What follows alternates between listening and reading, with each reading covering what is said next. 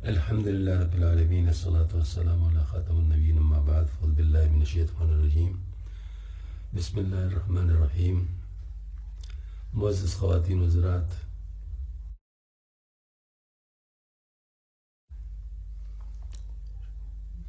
الحمد لله رب العالمين الصلاة والسلام على خاتم النبيين أما بعد فأعوذ بالله من الشيطان الرجيم بسم الله الرحمن الرحيم. معزز خواتین وزرات، آج منگل کا دن اور اتوار کا دن ہے. اتوار کے دن ہمارے ہاں مولانا روم رحمۃ اللہ علیہ کی شورا افاق کتاب مسلم مولانا روم سے درس ہوتا ہے، اور عقائد نمبر 187 کے صدوم دفتر پنجم میں شعر 12 تک بات پہنچ گئی تھی، جس میں محمود اور ریاض کے بارے میں بات چل رہی تھی کہ محمود نے ریاض کو یا اس کی محبت کو ثابت کرنے کے لیے جو موتی تھا بہت قیمتی، وہ اپنے وزیروں کو باری باری دیتا رہا کہ اس کو توڑ دو. تو وہ کہتے کہ کیسے ہم توڑ سکتے ہیں، آپ تو مطلب یہ تو بہت قیمتی ہے، ہم بادشاہ کے خزانے کو کیسے نقصان پہنچائے. تو بادشاہ کے اوپر اس کو انعام دیتا. اس طرح باری باری سارے وزیروں سے بات ہو گئی اور سب نے انعام و اکرام وصول کر لیے. آخر میں یاس سے پوچھا، ریاض کو کہا کہ اس کو توڑ دو. تو اس نے مطلب یہ ہے کہ اس پہلے اس سے پوچھا کہ اس کی چمک دمک کیسی ہے، تو اس نے کہا تو بہت بھی مثال ہے. تو اس کے بعد ہے کہ اس کو توڑ دو. تو اس نے کہا، اس نے فوراً جو ہے نا مطلب یہ ہے کہ اس کے آستین میں پتھر موجود تھے اور اس کے دو مطلب ٹکڑے ٹکڑے کر ڈالے. تو یہ بات مطلب ظاہر بظاہر تو یعنی بڑی عجیب تھی، کیونکہ ظاہر اتنے قیمتی موتی تو بادشاہ نے کہا کہ تمہیں کیسے مطلب جو ہے نا وہ یہ مطلب یعنی خیال ہوا کہ اس کو توڑ دیا جائے. تو اس نے کہا کہ مطلب ظاہر آپ کا دل میں نہیں توڑنا چاہتا تھا. تو یہ مطلب ظاہر سی بات یہ بات چل رہی ہے، اور اس بات میں وہ آخری شعر جو تھا کہ ظاہری صورتوں کے لیے اس قدر پیچ اتاب نہ اٹھا، کسی صورت کا دستر اٹھائے بغیر معنی حاصل کر. مطلب یہ ہے کہ بلا وجہ اپنے آپ کو مصیبت میں نہ ڈال، جبکہ جو اصل مقصود ہے اس کو پانے کی کوشش کر. یہ بات ہے. واقعتاً جو لوگ زوائد میں پڑ جاتے ہیں تو اس سے وہ مقصود رہ جاتا ہے.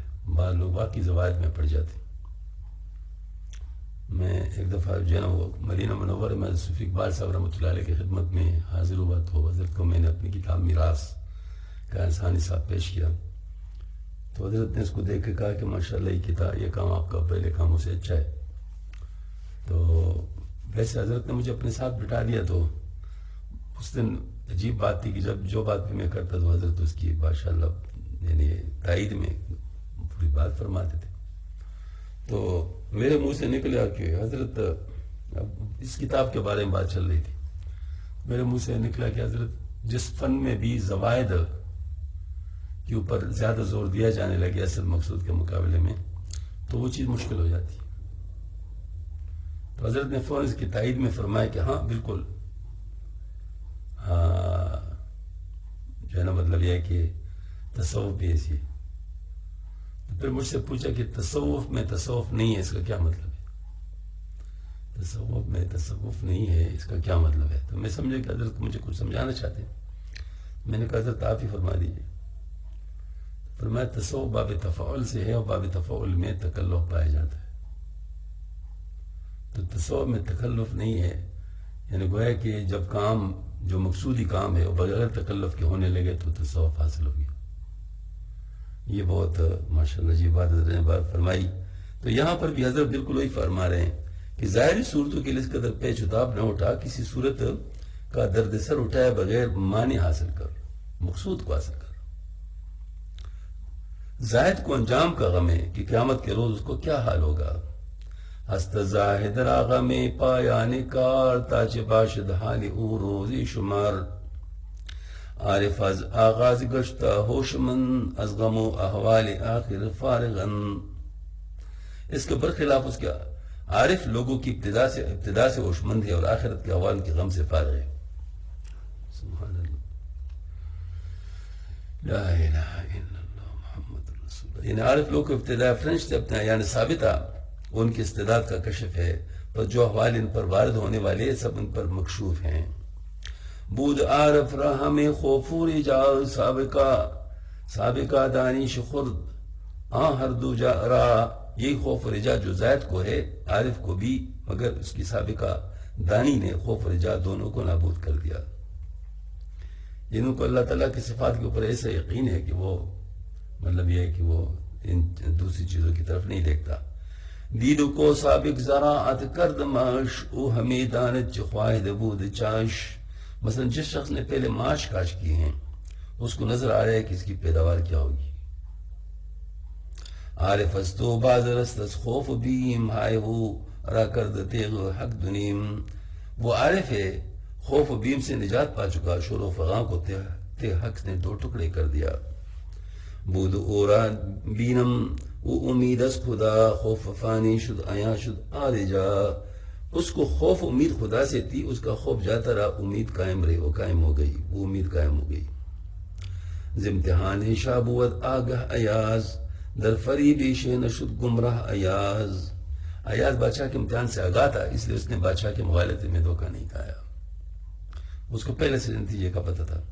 خلط و ادرار ازرا حشک نبرد کرد گوہر زمر شاہ او خرد مرد. خلط و وظیفہ اس کو گمراہ نہیں کر سکا، اس نے بادشاہ کے حکم سے موتی کو ریزہ ریزہ کر دیا. چو شکست و گوہر خاصا زمان زاں امیرا خاص بس ہاں بانگو فغان. کائن چی باکیست واللہ کافرست ہر کی این پر نور گوہر را شکست. جب اس نے اس خاد موتی کو توڑا تو اس وقت ان امیروں نے سے بہت شور فریاد بلند ہوئی کہ کیسے بھی باقی ہے، واللہ وہ شخص کافر ہے جس نے اسے پر نور موتی کو توڑ ڈالا. یعنی اس میں بطور تمثیل اس بات کی طرف اشارہ ہے کہ جب کسی عرب پر اتفاقاً آیت قرآنی و حدیث کے اسرار مکشوف ہو جاتے ہیں، ان کو بیان کر لیتے تو معتقدان عقل و قیاس ان پر کفر کا فتویٰ صادر کرنے لگتے. اور وہ اتنا نہیں جانتے کہ ہم لوگ اپنی عقل پر ایمان رکھتے ہیں نہ کہ اخبار الہیہ پر، اور یہ عارف اپنی عقل کو الگ رکھ کر اخبار الہیہ پر ایمان لائے اور اس پر اسرار منکشف ہو چکے ہیں. یہ بھی حضرت نے دوسرا بڑا نقطہ بیان فرمایا. لا الہ الا اللہ، مطلب یہ ہے کہ انسان جو ہے، کل بھی اس پر بات ہوئی تھی کہ ہمارا کام جو ہوتا ہے نا وہ سائنس، عقل، فلسفہ، تو اس کے مطابق ہم لوگ قرآنی آیات کی مطلب گویا کہ لوگ تعویلیں کرنا شروع کر لیتے ہیں قرآنی آیات کی اور حدیث شریفہ کی.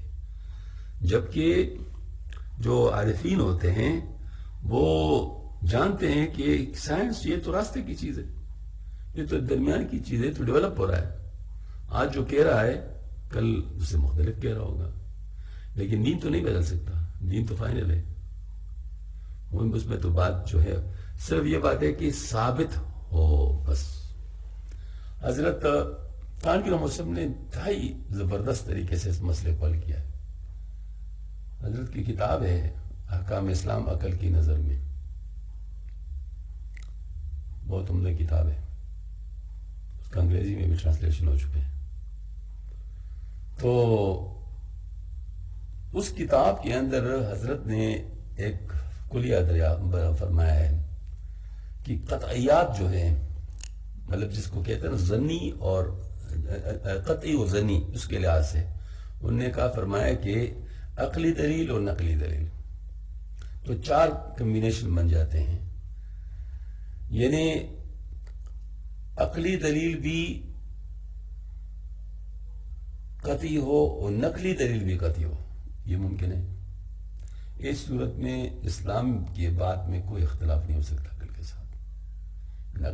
عقلی بات بھی قطعی ہو اور نقلی بات بھی قطعی ہو تو اس میں کوئی اختلاف نہیں ہو سکتا، کیونکہ اسلام جو ہے نا مطلب فطرت کے خلاف نہیں بات کر رہا.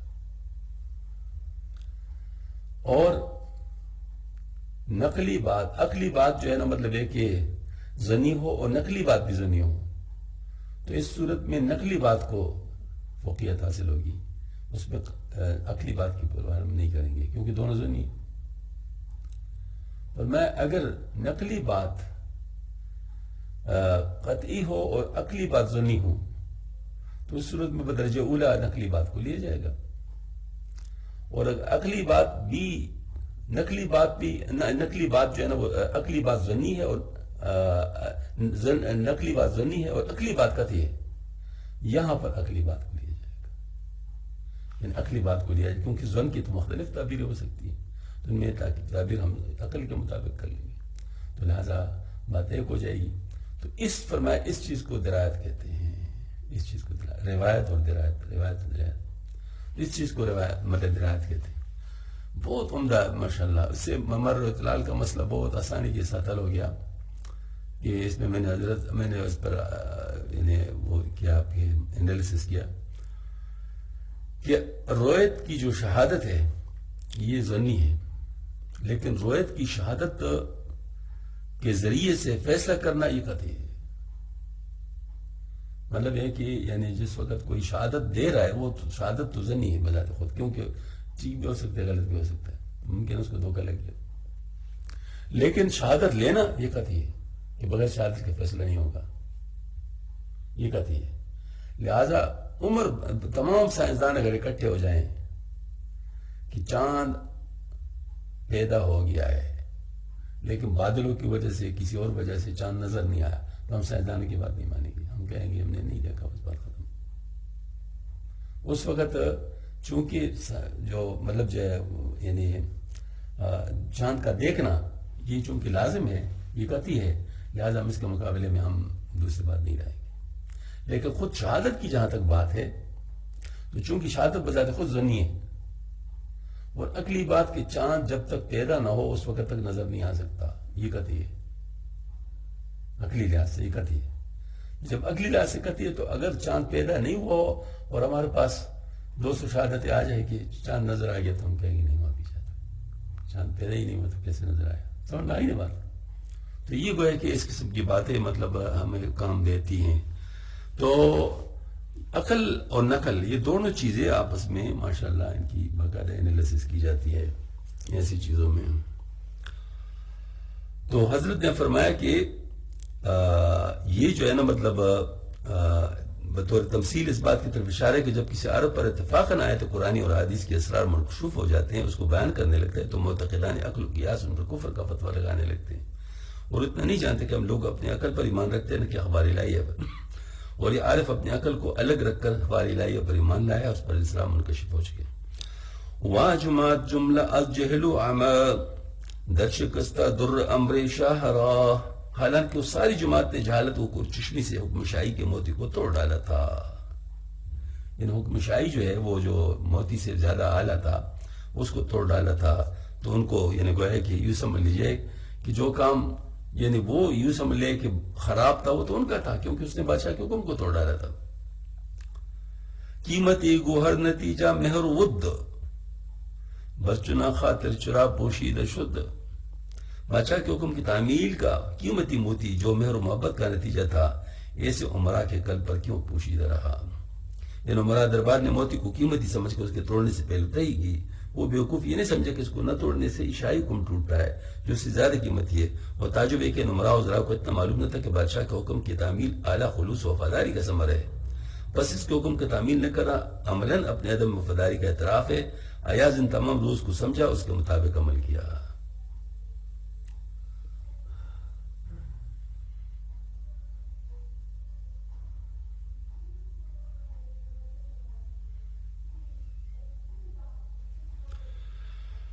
اللہ اکبر.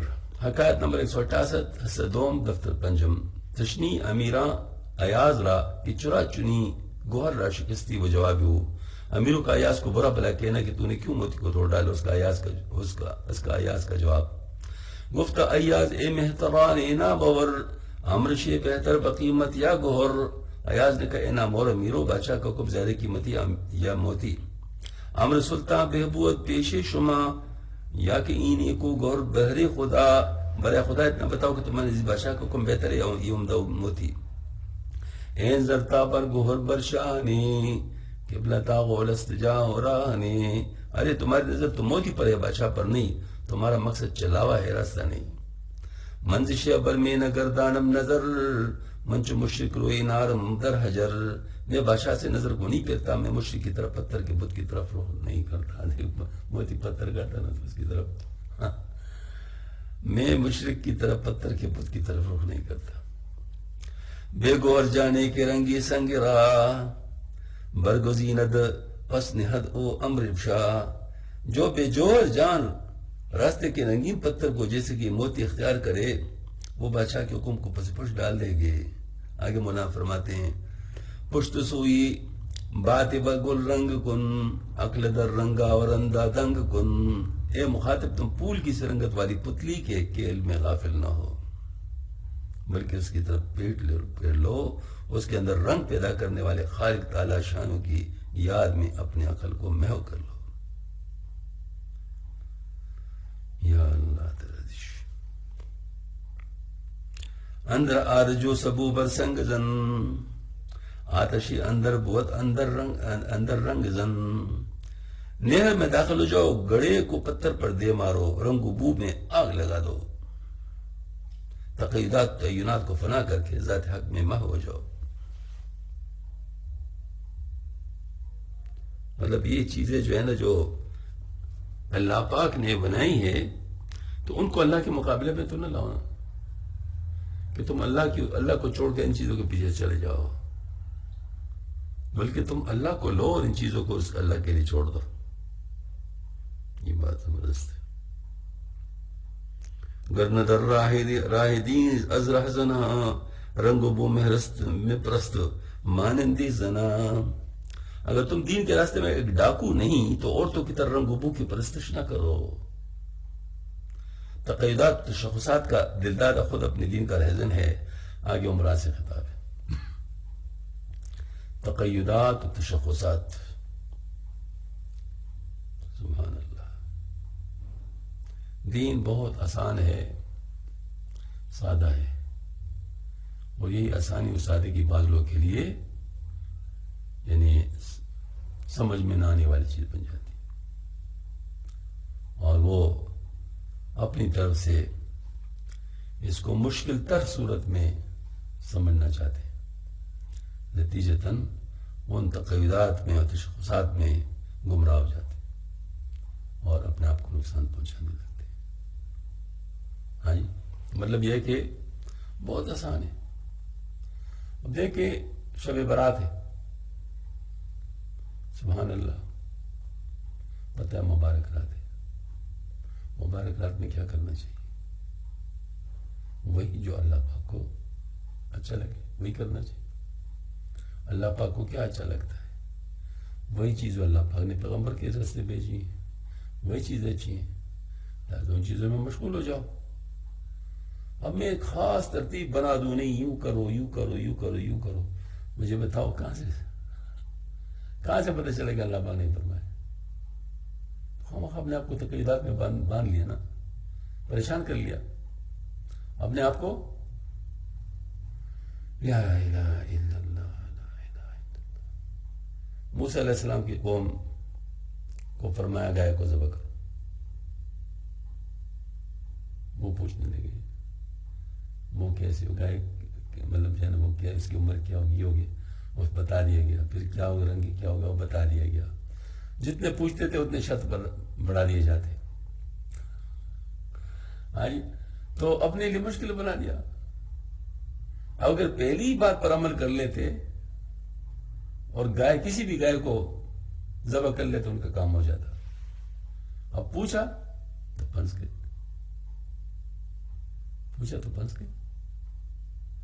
تو یہی بات ہے کہ سادہ شریعت پہ عمل کرو نا، سادہ شریعت پہ عمل کرو.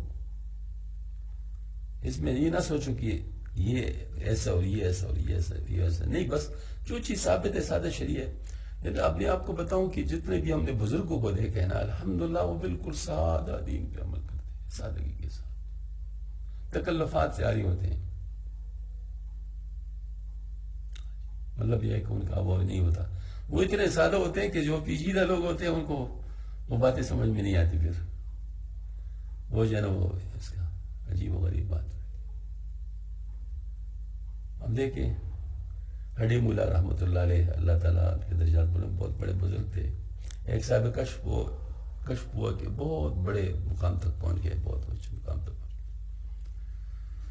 حضرت کے ساتھ ملنے کے لیے کہ دیکھو کہ کیا کر رہے ہیں، دیکھو کہ کیا کر رہے ہیں. تو وہاں جا کے ہم نے حضرت سے یاد لی کہ حضرت میں آپ کے ساتھ کچھ دن ٹھہرنا چاہوں، آپ یاد دیں گے. تو میں بالکل ٹھیک ہے، بے تکلف والی بات. ٹھہر گئے. بڑی کوشش کی، کوئی خاص بات نظر آئے، کوئی خاص بات نظر نہیں. وہی نماز روزہ سارے طریقے سے وہ سب کچھ ہو رہا ہے. بچوں کو وہ نورانی قاعدہ کی طرح چیز کوئی پڑھا رہے تھے. نورانی قاعدہ مطلب ظاہر نورانی قاعدہ تو اس وقت نہیں تھا، یہ تو آج کل اس کو نورانی قاعدہ کہتے ہیں، کسی نے بنایا ہوگا. مطلب الف باتا یہ پڑھا رہے تھے.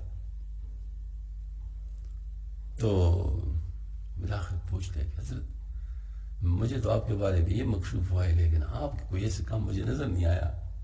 کہ بیٹا میں تو یہی کر رہا ہوں، میرے پاس تو کچھ نہیں ہے، میرے پاس تو کچھ نہیں ہے. بھائی ان کے پاس اخلاص تھا، جو سب سے قیمتی چیز ہے. اللہ کے لیے کام کرنا، وہی ایاز والی بات. بادشاہ پہ نظر، کسی اور پہ نظر نہیں. ان کے پاس اس اخلاص کی وجہ سے ان کا بھی یہ جو سادہ قاعدہ پڑھا رہے تھے وہی ان کے لیے کام آیا. مجھ سے کسی نے پوچھا ریٹائرمنٹ کے بعد آپ کا کیا ارادہ ہے؟ میں نے کہا الحمدللہ قرآن پاک پڑھانا آتا ہے، تو کسی بھی مسجد میں بیٹھ کر میں قرآن پاک پڑھانا شروع کر دوں. یہ ہمارے مولانا عبدالقیوم قانی صاحب کے بعد پتہ چل گیا. نہیں کہا میرے مدرسے کس لیے، آپ یہاں آ جائیں، جو کتاب بھی آپ چاہیں گے ہم آپ کو دیں گے، آپ وہی پڑھائیں گے. خیر بہرحال مطلب یہ ہوا کہ مقصد یہ نہیں کہ کیا کرو، یہ دیکھو کہ اللہ کس چیز سے راضی ہوتے ہیں. اللہ تعالیٰ کا حکم کیا ہے، اللہ پاک مطلب کہ نزدیک اس وقت ان کے لیے کون سا اچھا کام ہے. یہی مطلب جو ہے نا وہ دیکھو تو سادہ طریقے سے دین پر عمل کرو. ہم اپنے لیے پریشانی کیوں ڈھونڈ رہے ہو؟ وہ ہمارے پاس اکثر طلبہ آتے ہیں نا تو یہ فارغ التحصیل ہو جاتے ہیں. فارغ التحصیل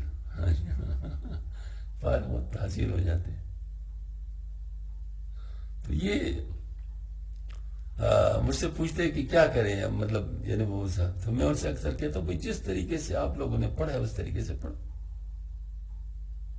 جو چیزیں پہلے پڑھی ہیں وہ پہلے پڑھاؤ، جو چیزیں بعد میں پڑھی وہ بعد میں پڑھاؤ. باقی اصول بہت زبردست. لیکن لوگوں کے دلوں میں کیا ہوتا ہے، شیخ الحدیث بننا، شیخ القرآن بننا اور محتمم بننا، یہ تین چیزوں پہ نظر. اگر یہ تین چیز حاصل نہیں ہوئی تو اس کا مطلب ان کا تعلیم بیکار چلے گی. اب اپنے آپ لیے مشکل بنانا یا نہیں بنانا، یہ ڈی ملا کی بات یاد رکھیں. تو اصل میں یہی بات ہے. مطلب ہمیں جو ہے نا یہ جو خانقاہیں ہیں، وہی خانقاہ جہاں بیٹھ جاؤ وہ خانقاہ ہے. یہ کام جہاں پر ہوگا وہ خانقاہ ہوگا. آپ اپنے بیٹھک میں بیٹھ جائیں، آپ کے پاس اور کوئی جگہ نہیں، کسی تڑے پہ بیٹھ جائے وہ آپ کی خانقاہ ہے. اب اس کے لیے آپ کوئی بڑی عمارت بنائیں گے تو پھر اس کے بعد وہ خانقاہ بنے گی. بھائی عمارت کا خانقاہ کے ساتھ تعلق نہیں، یوں کہہ سکتے ہو کہ خانقاہ کا کام کے ساتھ تعلق ہے. وہ کام جہاں ہوگا وہ خانقاہ ہوگی. تو تکلفات میں جب پڑھتے ہیں تو اصل کام پیچھے رہ جاتا ہے، اصل کام پیچھے رہ جاتا ہے. تو یہ بات ہے. گوہر امریش بود اینا کسا جملہ بشکی سدید گوہر رایاں. ان علیقو قیمتی موتی تو بادشاہ کا حکم ہوتا ہے، تم سب نے ان موتی کو اعلانیہ توڑ ڈالا. چون ایازی راز بر سہرا فگن جملہ ارکا خوار گشتن دون جن. جب ایاز نے سراز کو کھلے میدان میں رکھ دیا تو تمام برا خوار ذلیل رہ گئے. سرفرو انداختن سربرا عذر گویا گشت زین سیاں بجا. ان سرداروں نے اس غلطی سے عذر کرتے ہوئے دل و جان سے سر جھکا دیے. از دلی ہر یک دوسر آزما ہم چو دودے میں شدے بر آسماں. اس وقت پر ایک امیر کے دل سے دو سو آہیں دوئی کی طرح آسمان کی طرف چڑھتی تھی. کرد شارت شہ بجلادی کہن کیز صدرم ای خسارا پاک کن. بادشاہ نے قرآن جلال کن کہ میرے دربار سے ان کمینوں کو نابود کر دے. جلاد کے لیے کون کی صفت اتفاق کرنے گئے، ورنہ قتل کے ساتھ کے لیے جلاد و کون برابر ہیں، یا شاید اس میں نقطہ ہو کہ نیا جلاد وزراء امراء کو قتل کرنے سے شاید جلد اور پران جلاد جو گری کو کون ہے زیادہ دلیل معاملہ ہو سکتا ہے۔ این خسا لائے کے صدر منند کسپی سنگمر مارا بشکدن، یہ کمینے ہمارے دربار کے لائق ہیں جو پتھر کے لیے ہمارے حکم کو توڑتے ہیں۔ یہ لوگ کی تمثیل ہے جو دنیا کے حقیق فوائد کے لیے اللہ تعالیٰ کے حکم کی خلاف ورزی کرتے ہیں۔ امر ما پیشی چونی اہلی فساد، بہر رنگی سنگ شد خوار و کساد، ہمارا حکم اہل فساد کے آگے ایک رنگین پتھر کے لیے خوار و بے قدر ہو گیا۔ سبحان اللہ سبحان اللہ سبحان اللہ، کیسے عجیب انداز میں پیرائے میں اس تمام چیز کو بیان کیا کہ کائنات میں جتنی بھی خوبصورتیاں ہیں چیزوں کے مطلب مزے ہیں، وہ سب اللہ پاک کے پیدا کیے ہوئے ہیں، مخلوق ہیں۔